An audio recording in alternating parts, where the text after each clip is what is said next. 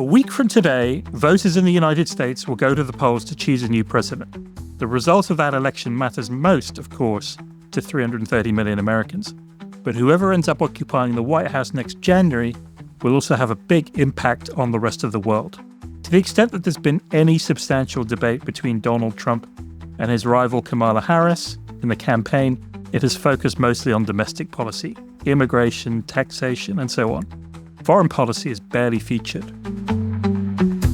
Nevertheless, governments, investors, and companies around the world are trying to work out what the election will mean for them. A change of president could shift the outcome of conflicts in Ukraine and the Middle East. It might affect policy towards China. It could upend US economic policy, forcing trade partners and foreign investors to rethink their approach to the world's largest economy. So this week on The Big View, we're going to look into what the US presidential election means for the rest of the planet. It's what we do at Reuters Breaking Views. We tap our best sources around the world to bring you fresh insights into the biggest stories in global business and finance. I'm your host, Peter Thalassen.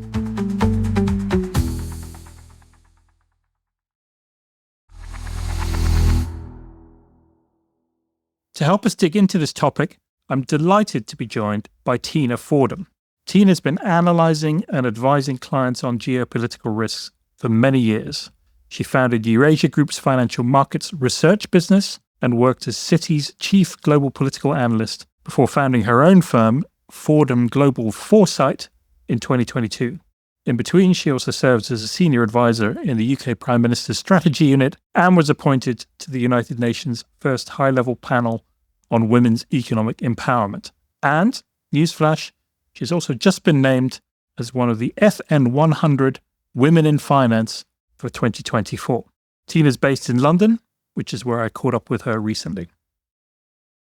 Tina Fordham, welcome to the Big View podcast. Thank you for having me. So Tina, we're recording this a few weeks before the US presidential election, and I'm not going to ask you to try and forecast the results.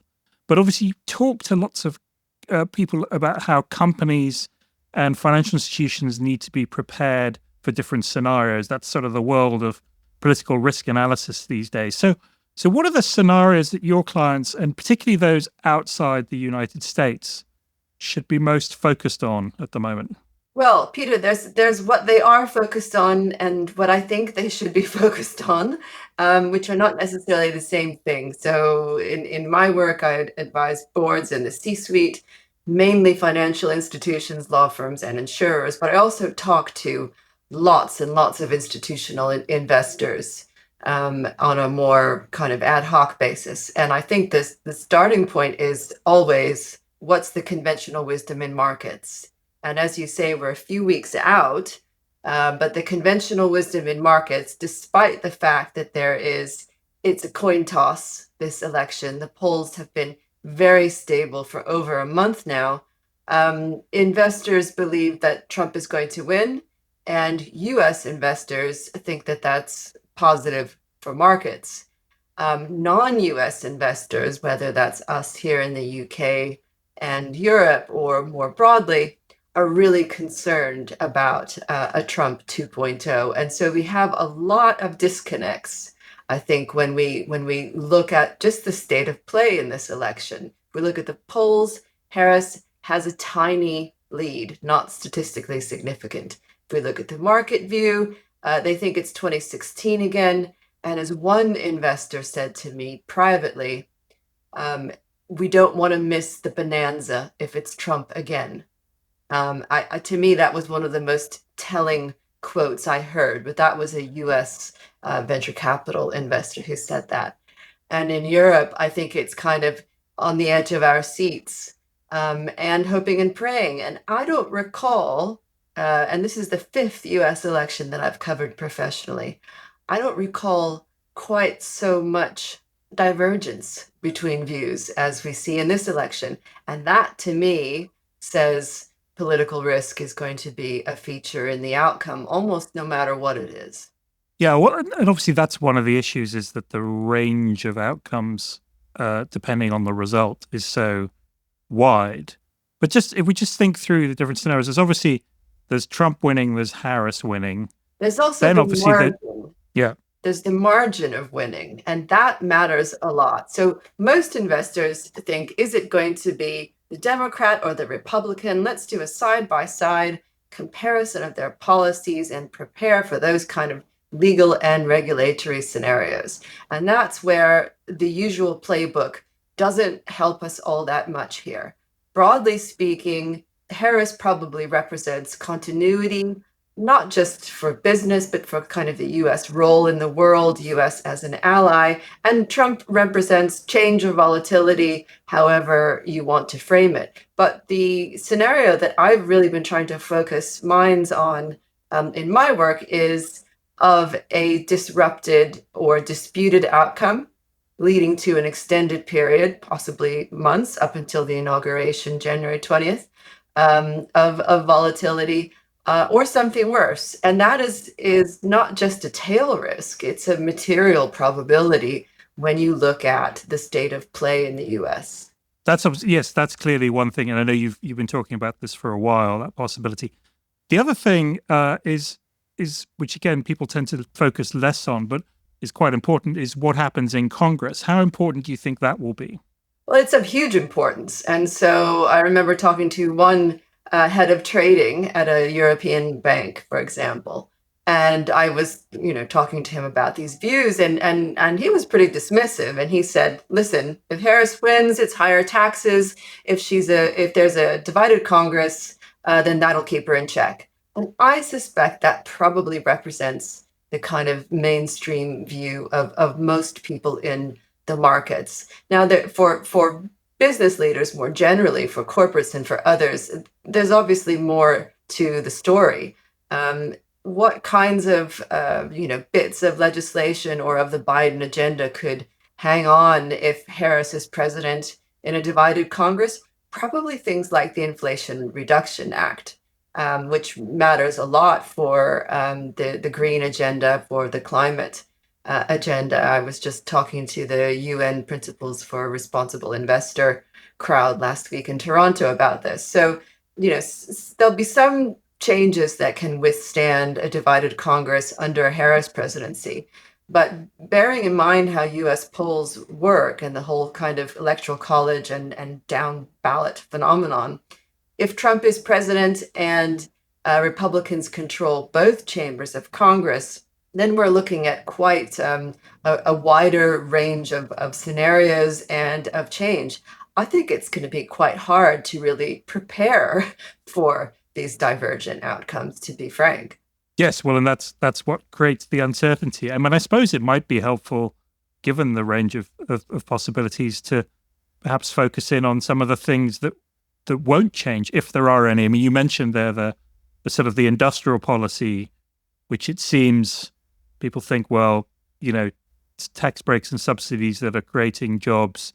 They're going to want to hang on to that regardless of sort of who's in charge. Are there any other areas where you can see a consistency of approach regardless of who wins? Well, I want to say at this point that I think there's much more disruption likely under a Trump White House than is being appreciated, just to start with. And apart from the business agenda, where investors are focused on the lower corporate tax rates, capital gains, and these kinds of things, which are hugely impactful, the domestic changes that Trump would bring could be potentially very, very disruptive. And I mean things like banning IVF, the possibility that 2 or 3 Supreme Court justices step down in order to allow a President Trump to appoint new judges and keep the court conservative for another generation. These are things that wouldn't normally, kind of move the needle for investors, but because we're talking about the US, really bubble up into what business leaders have to think about in ways that are unusual. So that I now, when I talk to boards in the C-suite, it's not just about these matters of what used to be in government affairs, but rather personnel, the quest for talent, the idea that you might need to have 50 policies for working in the United States across red states and blue states, because more policies being kicked back to the states. So before we talk about the macro environment, I think we have to appreciate just the scale of change that's possible and the platform that President Trump is running on. I mean, he is talking about radical change. I think if the markets focus purely on the business friendly bits, they could be in for some other surprises that could be impactful. But I guess what you mean, and to answer the question that you asked me, I think things like China policy, both Harris and Trump are going to continue in the vein of being tough on China. And President Trump said this in his debate with President Biden, the ill-fated debate that was the end of President Biden's pursuit for a second term. He said, "You kept my tariffs in place." And that's true. And it's important to bear in mind that President Trump imposed tariffs on China. And although Biden has had a different tenor and tone and is more focused on manufacturing, perhaps, although he's done a lot with chips, he hasn't rolled back. He hasn't been softer on China.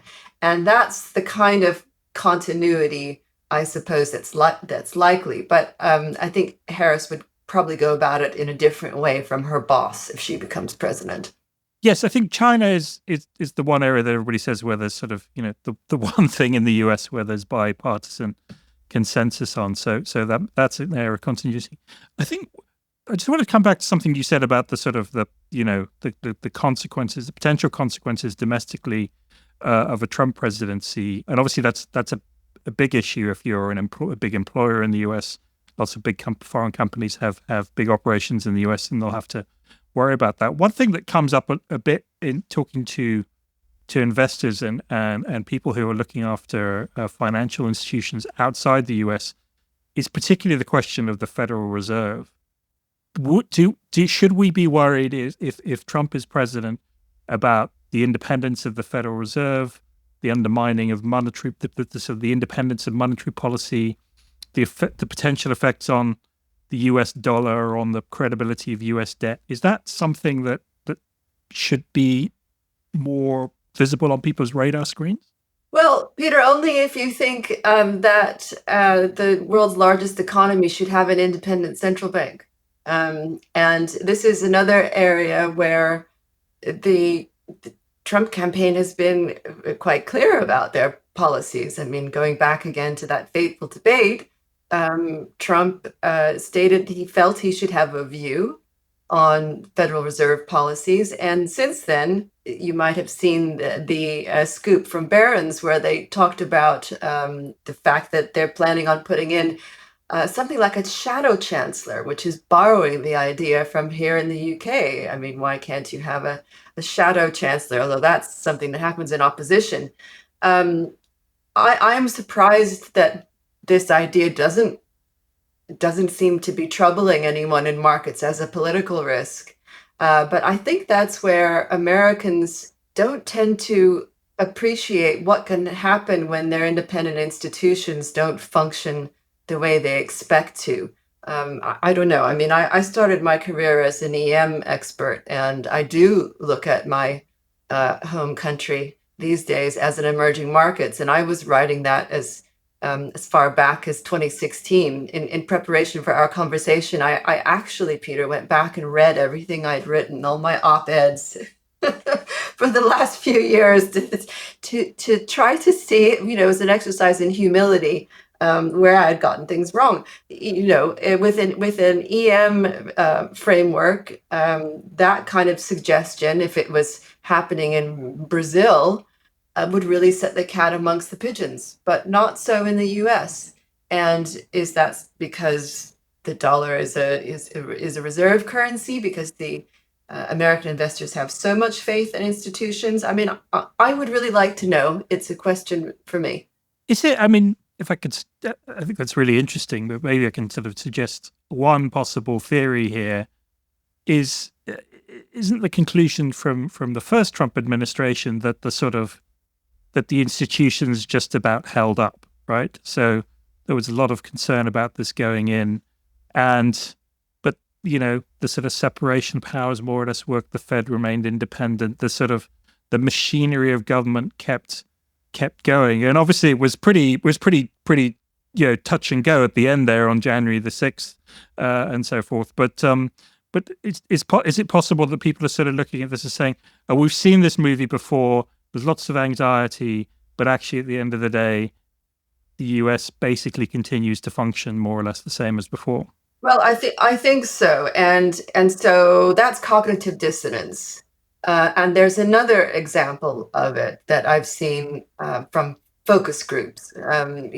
Focus groups where they gather people from different constituencies to talk about issues. And I noticed something that some focus group work that was done with Latino voters talking about the mass deportation policy in Project 2025. On the face of it, according to these focus groups, Latino voters were not troubled by the idea of mass deportations until they were explained. It was explained that they could include that, that it would involve, apparently reactivating the laws that allowed Japanese American citizens to be interned during World War II, something that my dad has told me about. A lot of his school friends were part of this in California. So it's not engaging with the detail, whether it's central bank independence or mass deportations or curtailing reproductive freedom. And I think that's absolutely what's going on in part. And there's also clearly a nostalgia function at work. When people say my standard of living was better during the Trump presidency, well, that's because inflation was lower. It was before COVID and all kinds of other things. Yeah. I mean, just thinking again about how this election matters to the rest of the world. I mean, probably the biggest difference between the two candidates is over Ukraine and Russia and the broader question of support for NATO. How do you see that playing out with different results?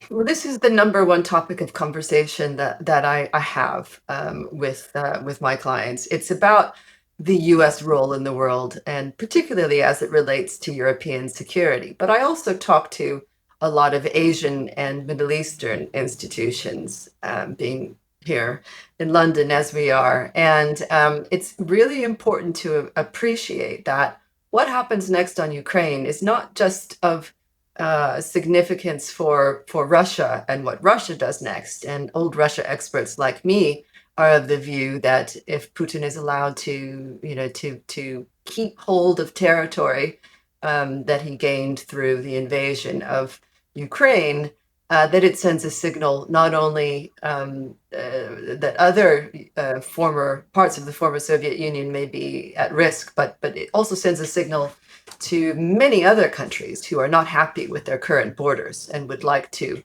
reacquire bits that they lost when empires fell and maps were redrawn.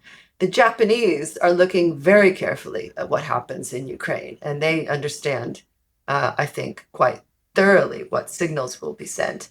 If the United States were to withdraw from NATO, or even something less dramatic, like withhold funding, as happened with the United Nations during the Trump presidency, or other kinds of measures that would simply curtail US participation in these global institutions, it would send a signal not only to US allies who are part of the United States security umbrella, and that includes South Korea and Japan, Australia, and others, in addition to NATO. It also, in my view, is a green light to those actors who, as I say, are not happy with their current borders.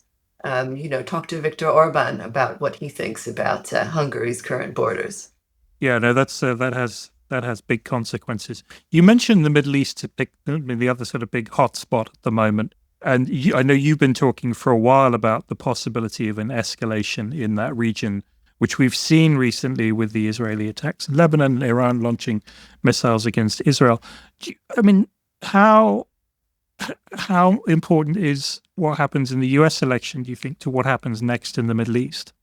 Well, that's the extraordinary thing about 2024, is that, we knew it was going to be a year of elections, and we have these two hot conflicts between Russia and Ukraine and in the Middle East, both of which can become systemic, right? So yes, I'm not mentioning the terrible war in Sudan and other conflicts elsewhere in the world, and that's because we're focusing on what can happen to the global economy and markets, and both of these um, have triggered some volatility in commodities prices, and could get worse. When it comes to the Middle East, others have suggested that perhaps Benjamin Netanyahu is running down the clock between now and the US elections in November, because he calculates that his position is likely to be strengthened by a return of Trump to the White House. We don't have the ability to read his mind, but there's some logic if that is indeed the case. You can see that Israel isn't really talking anymore about the hostages and has expanded its war aims in the conflict from beyond the Gaza Strip to the leadership of Hezbollah and some direct attacks from inside Iran. So, yeah, as you say, I have been cautioning markets that the conflict would escalate. And so the pushback I get is, well, it's not causing higher oil prices, at least not until last week. And even so, from $72 a barrel for Brent for 78. But there's more to it, isn't there? I mean, a third channel, I believe, has opened up in kind of conflict risk from the Middle East, and that's to supply chains. So I think we've got to kind of reframe the way we think about the impact of the war, and also to remember that geopolitical risks are often most apparent in the second and third order effects. Yeah, definitely. I mean, you mentioned elections, and I suppose it'd be interesting to talk about this a little bit. We're sort of coming to the end of this year of elections. I mean, just to recap, Taiwan, Mexico, India, Indonesia, European Parliament, France, United Kingdom, Japan is squeezing one in right at the end. And obviously the US is the US presidential election is the big one. But at the beginning of the year, the consensus was that we were going to see this sort of rightward shift, particularly in Europe, right? Anti-immigration, anti-green, and so on. Sort of given from where we are now, how would you sort of take stock of what we've seen in terms of elections? Yes, I mean there have been so many, and in so many different types of systems, that we really can't see a pattern emerge. I mean, it would be handy if there were one, but there really isn't. And so here in the UK, we've got a center-left government, and we're a massive outlier within Europe. Mm. The French elections, coming fast on the heels a couple of weeks later, and in the kind of the trail of the European parliamentary elections. On a smaller scale, if we want to focus on our home ground more in Europe, it's clear that not just right-wing parties, but extremist right-wing parties have really made gains in 2024. In the case of France, the two-round system, and strategic voting, tactical voting rather, was able to quash that. But if you look at Austria and regional elections in Germany, it's not just right-wing, it's extremist, it's neo-Nazi parties. And the European Parliament does have more representation from populist right parties. I don't think we have really even begun to digest what that really means. And I don't think investors feel very confident they have a grasp of what far-right parties want in a business sense. I mean, what does the alternative for Deutschland want? So I'm going to focus on the more, I think, unusual elections out of this lot. I also think we've got to talk about Venezuela, where there, by every type of estimate, the fragmented Venezuelan opposition was actually successful in mounting a candidate, a challenge to the post-Chavez government of Maduro. But we didn't hear much about it. And, the leaders having gone into exile. And you have to suspect that that's because of, perhaps lessons learned in trying to stand up, the U.S. and others trying to stand up to Maduro and not getting anywhere, kind of hollow promises. But again, the political scientist in me, wants to emphasize that there's a copycat effect that comes when it becomes normalized to say, well, we don't agree with that outcome, and we're not going to release the results. We're not going to agree to a recount.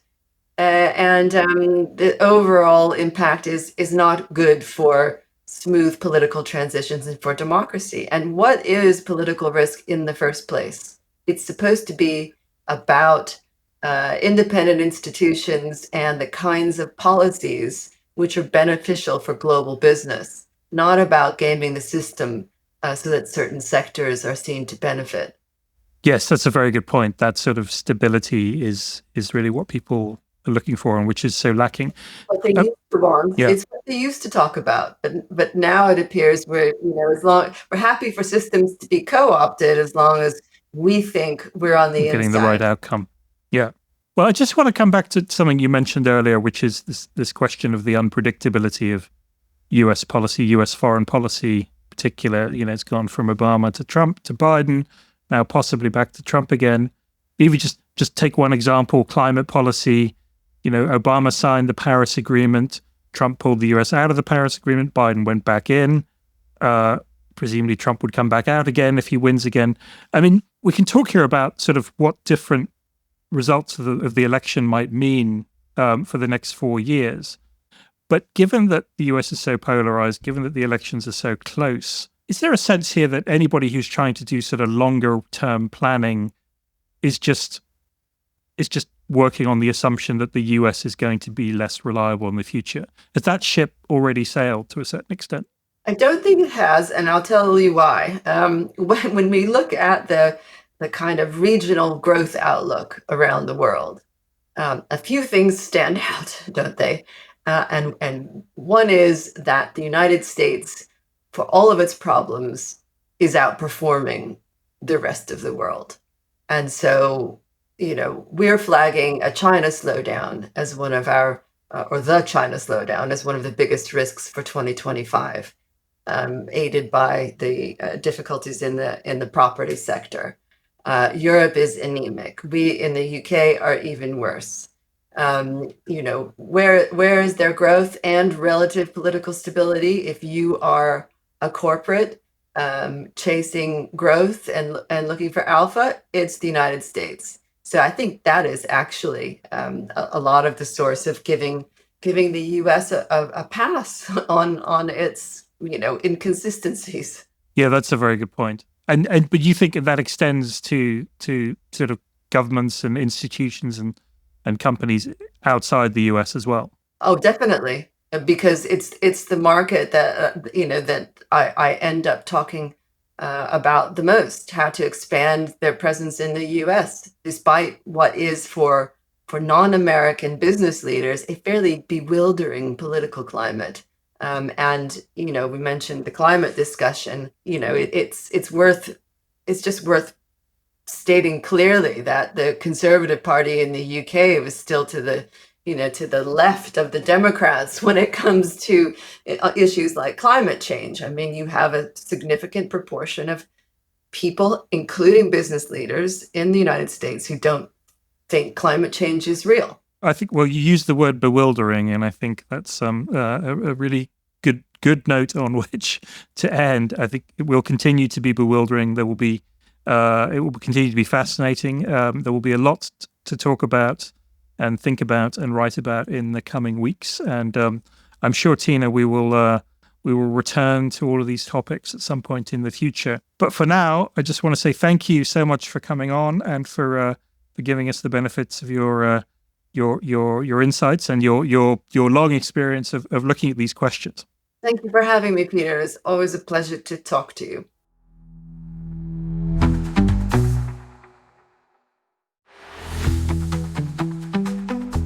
Thank you for tuning in.